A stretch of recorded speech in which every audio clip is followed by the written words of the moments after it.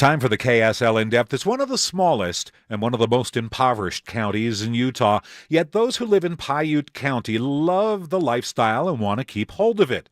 They're also hoping for and working on ways to keep their children making a living in a tiny central Utah county.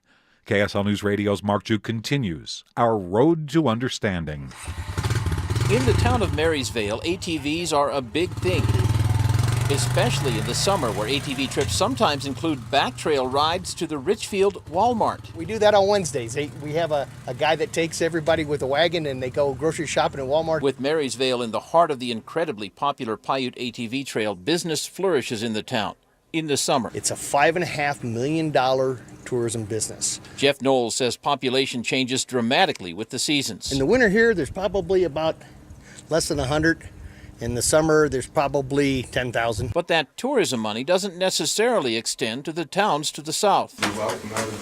In fact, in Junction, they formed a committee to address intergenerational poverty. They're living it every day. They need the help. Piute County Commissioner Will Talbot is a co-chairman. Down here in these communities, 1,500 people population in our county, we know them personally. We went to school with them. We know the families. The committee has come up with a three-pillared approach: education, economic development, and mental health. Education to me is the paramount pillar of all of those, because without that one, everything else would collapse. School Superintendent Shane Erickson says the tiny district has great teachers and an amazing student-to-teacher ratio, but there are challenges. Because we are a small county, many of our students that go on have to go elsewhere for employment, and our hopes is that someday some of those students will be able to come back. But come back to what? Right in this area right here, you either ranch or you drive truck. Willie Barnson says regulations are crippling his trucking business. As for ranching, Talbot says the area used to be nearly all agriculture. Them farms used to